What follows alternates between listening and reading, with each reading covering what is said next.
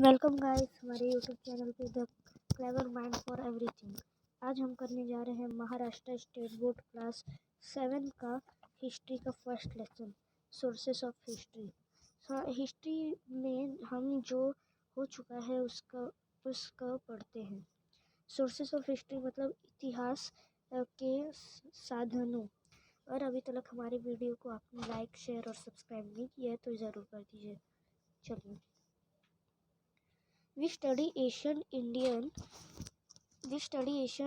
history that year. This year we are going to study the medieval period of Indian history.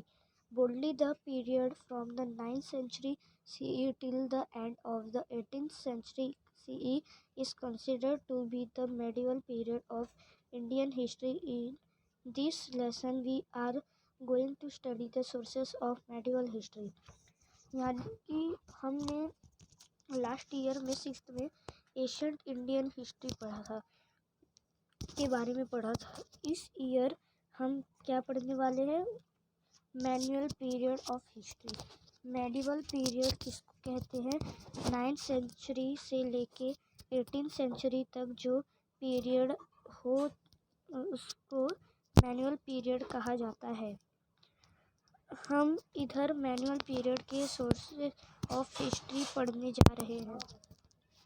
History gives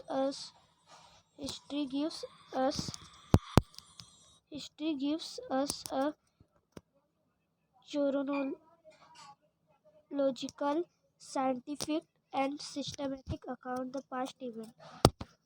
history में हम past event के बारे में पढ़ते हैं। हिस्ट्री में जो इवेंट होते हैं उनको लाइन से बताते हैं। 4 factors are very important from the viewpoint of history. They are individual, society, place and time. History must be based on authentic evidence or proof. These proofs are known as the sources of history. 4 factors बहुत important होते हैं।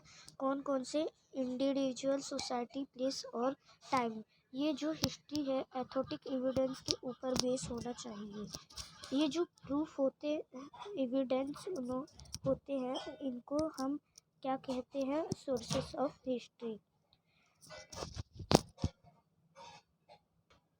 Let us classify these sources into material resources, written sources and oral sources. To learn more about them, let us evaluate the sources of history. अब इनका classification किया गया है 3 part में। First है मटेरियल सोर्स, सेकंड है oral written source, third है oral source.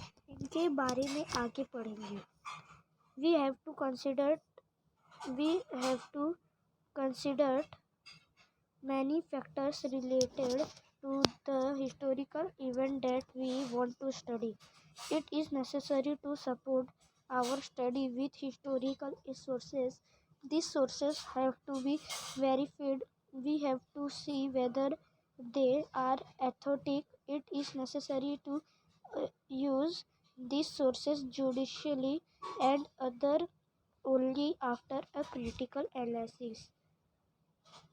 देखो, हमें जो स्टडी करना है उसके बारे में हमको उसके जो फैक्टर्स रिलेटेड है उनको कंसिडर करना पड़ता है और ये बहुत ज़रूरी भी होता है। ये सोर्सेस वेरीफाइड होने चाहिए और ये जो है ये सब। और हमें ये भी देखना चाहिए वो एथोटिक है क्या। हम इसके ऊपर विश्वास करते हैं। ये जो भी सोर्सेस है उनको कहीं से भी यूज़ किया जाए। चलिए, forts have an important place among material source. Some major types of fort and hill forts, forest forts, sea forts and forts on the plain movement include samadhis, graves, virgala and buildings include palace, ministerial mansion, queen quarters, raniwas and also house of common people. इधर forts जो important रहते हैं वो material source में आते हैं, जैसे कि कोई कोई हिल्स पे फोर्ट्स होते हैं, कोई कोई फॉरेस्ट में होते हैं, कोई कोई सी में होते हैं और कोई कोई प्लेन पे होते हैं। और इसमें इन समाधि ग्रेव्स और वीरगाला जो होते हैं वो ज़रूरी होते हैं। और जो मिनिस्ट्रियल मेंशन होता है, मतलब मंत्री का रहने का जगह और क्वीन का रहने का जगह, और इसमें कॉमन पीपल के लिए भी रहते हैं। दे all provides insight about that period. Looking at them, we come to know about the development of architecture, the economic condition, the quality of art, style of the building, construct, and people standard of living in that particular period. Material source में अगर हम देखें, material source में आपको बता दे हो, इसको बाद में करेंगे। मटेरियल सोर्स में मेमोरियल होते हैं, बिल्डिंग्स, केव्स, स्कल्पचर्स और इंस्क्रिप्शंस। इंस्क्रिप्शंस मतलब ये, जैसे कि ऐसा स्टोन है, इस पे कैसे भी करके, इसे पत्थर से इसको मार मार के कैसे भी करके इसको करते थे और इस पे ऐसे ऐसे लिखते थे। कॉइन्स तो आपने देखा ही होगा, ऐसे होते हैं। और कॉपर प्लेट्स ऐसे होते हैं और इसमें भी वैसे ही लिखे जाते हैं, ऐसे। जैसे कि मैंने लिख दिया इधर,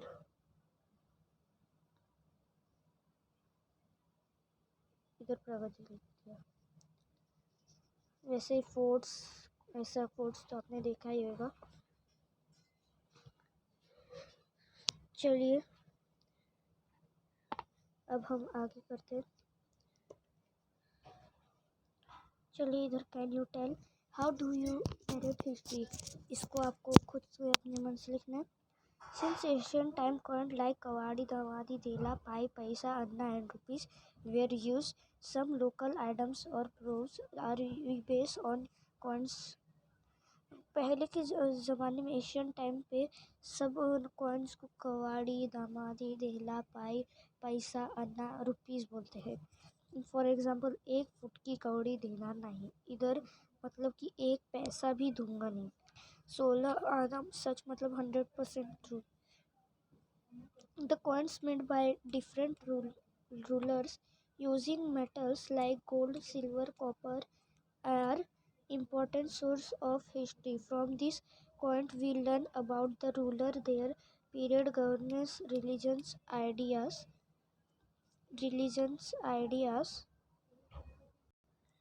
personal details, etc. Similarly, we also learn about the financial transaction, economic condition, delving at that time. We also see how far metallurgy had advanced in that period, from the image of Ram Sita on the coin of Emperor Akbar or Shiva Parvati on the coins of Hyder Ali. We see the religious coordinatory of thus day. The Peshwa used the Arabic or Persian language on their coins. They throw light on the used language on in that period. चलिए इधर बताते हैं, ये जो coin होते हैं अलग अलग राजा के करते थे, ये अपना अपना कॉइन छपवाते थे। वो जो कॉइन होते हैं वो गोल्ड से बनते हैं, कोई सिल्वर से बनाते थे, कोई कॉपर से बनाते थे। ये बहुत इम्पोर्टेंट हिस्ट्री का सोर्सेस भी है। इन कॉइन के हेल्प से किस बारे में जानकारी मिलती है, किसी के भी बारे में जानकारी मिलती है। हम समझ पाते हैं रूलर्स के बारे में, फिर उसका पीरियड कहाँ से कहाँ तक है, वो कैसे से शासन चलाते हैं। चलिए अब अगले पेज पे चलते हैं। इधर इससे ते, तेरह एसपी फाइनेंशियल ट्रांसैक्शन के बारे में जानकारी मिलती है। फिर इकोनॉमिक कंडीशन, उस टाइम पे फाइनेंशियल ट्रांसैक्शन जब हम कॉइन देखते था भी समझ में आएगा, और हमको ये भी समझ में आता है जो धातु विज्ञान है वो कितना डेवलपमेंट हुआ है। और इसमें ये टाइम पे सब राजा अपने अपने कैसे छपवाते। Ram Sita court of emperor Akbar, जो अकबर था वो अपने कॉइन्स पे राम सीता का फोटो डलवाया था, और जो हाइडर अली था और शिव पार्वती का। और जो पेशवा था वो अपने लैंग्वेजेस डालता था, अरेबिक और पेशियन। इससे पता चल जाता था कि कौन सा किसका है। An inscription is a carrying on a stone or a wall, etc. For example, the inscription found in the Brihadiswara temple premise in Tanjavur. Many inscriptions of the period of Chalukya, Rashtrakuta, Chola and Yadav kings have been found. An inscription is considered to be a very important and reliable source of history. It helps us to understand features like the language, script, social life of a period. Inscription carved on sheet of copper are known as copper plates. Royal edict, verdict, etc. are inscribed on copper plates. Inscription क्या होता है? पत्थरों के ऊपर कुछ लिख जाता है, उसको इंस्क्रिप्शन कहते हैं। और अगर कॉपर प्लेट के ऊपर जो तांबी रहेगा उसके ऊपर कुछ लिखते हैं तो उसको हमें कहते हैं कॉपर प्लेट कहते हैं। चलिए अब रिटर्न सोर्स में चलते हैं।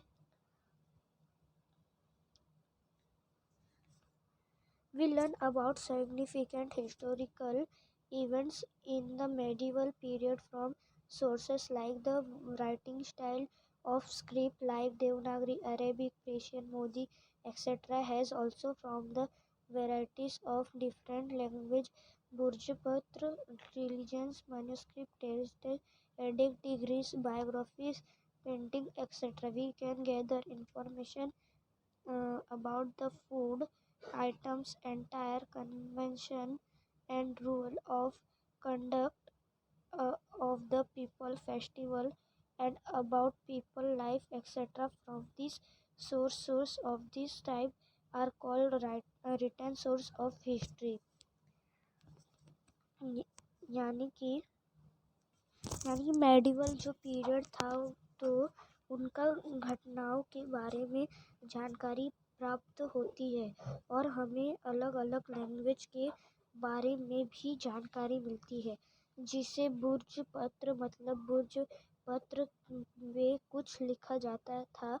फिर जो ग्रंथ होते थे ये सभी में हमें बहुत सारी जानकारी मिलती है। हम इन सारी सारी सोर्सेस से फूड आइटम्स के बारे में जानकारी ले सकते हैं। मतलब क्या, जैसे क्लोथ्स पहनना आप बोल सकते हो वेशभूषा। उस टाइम पे जो लोग थे जो कपड़े पहनते थे उनकी जानकारी पता चलती है। इसको रिटर्न सोर्स ऑफ हिस्ट्री कहते हैं।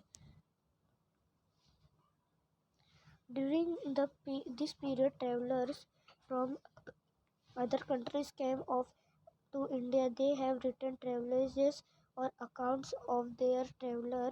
Some of them are Al-Biruni, Ibn Battuta, Nicolau Manucci, Babur biography, Sri Shiv Bharat or the Sanskrit biographies of Shivaji Maharaj composed by the poet Pramand, as well as various other biographies of different rulers and their contemporaries help us to understand the policies and administrative system of the ruler and their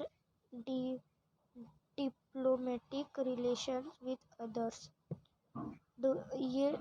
ये period में travellers जो थे other country से वो India आते थे return source account के लिए। उनका नाम था अल्बिरूनी इम बाबूता, निकोलाउ मनुची बाबूर और ये शिवाजी प्रबंध। मतलब जब ट्रेवलर्स लोग पढ़ते हैं या फिर जब हम बायोग्राफी पढ़ते हैं जो अलग लोगों ने की है, तो समझ में आता है कि उस टाइम पे क्या रूलर होते थे, उनकी पॉलिसी क्या होती थी। एडमिनिस्ट्रेटिव मतलब वो अपना कामकाज कैसे लगाते थे, वो लोग के ऊपर रूल कैसे करते थे। इन सारी चीज़ों की जानकारी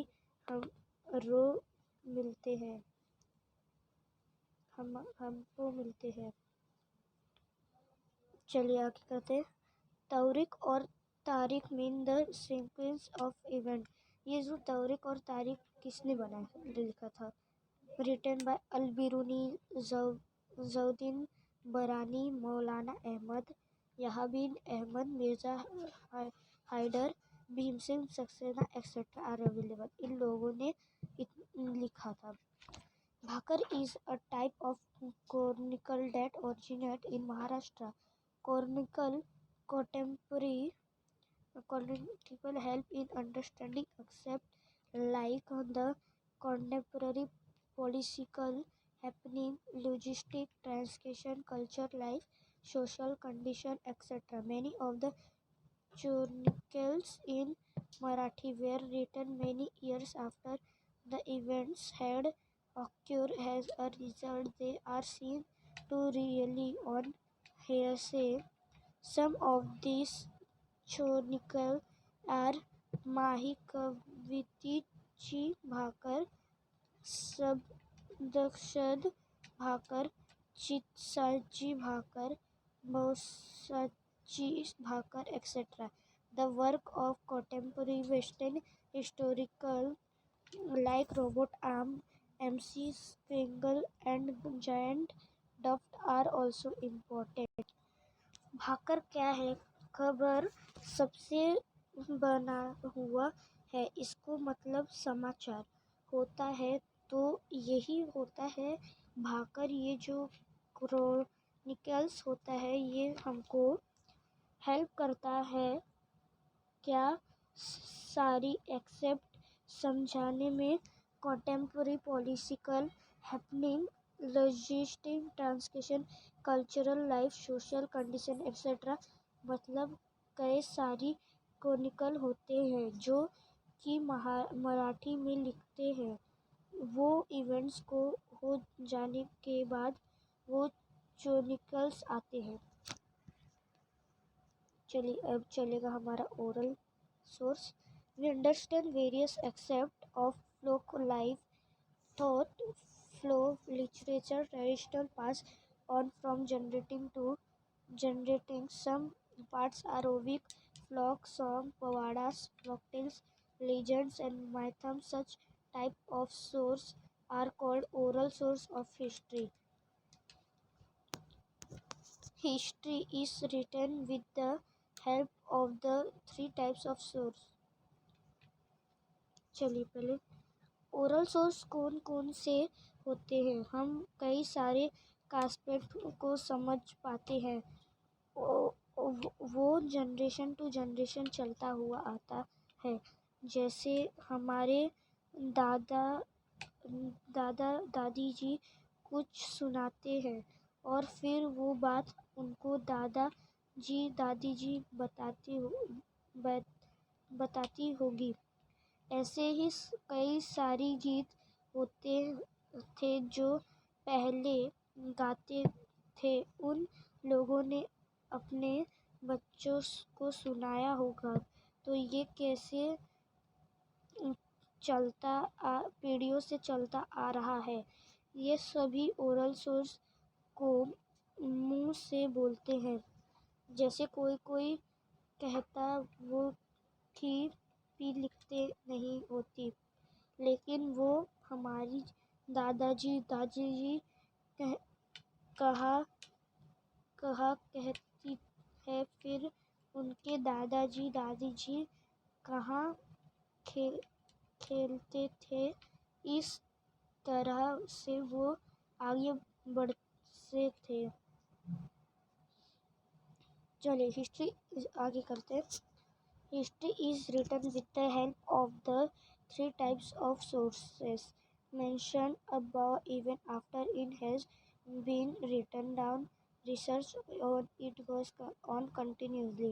New sources or information come on light through this research.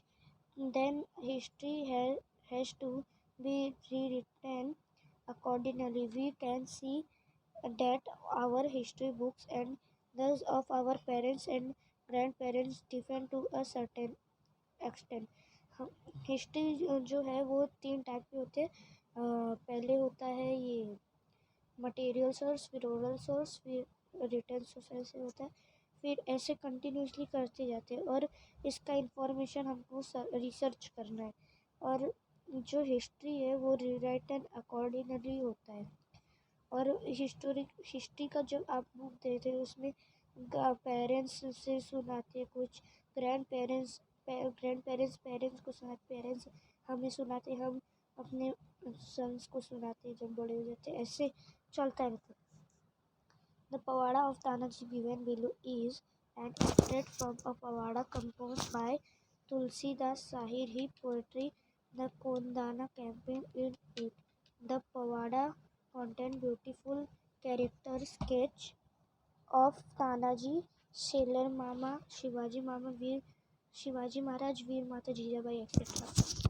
मामा बोलल्या तो लागला, अशी वरच्यांच्या म्हाताऱ्या लग्नी राहिले राबायचे.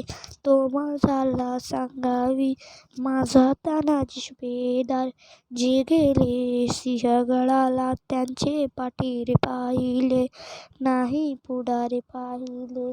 ज्याने आंबारे खायले बाळा बुजाय लाविला, त्यांचे झाड होऊन आंबवले.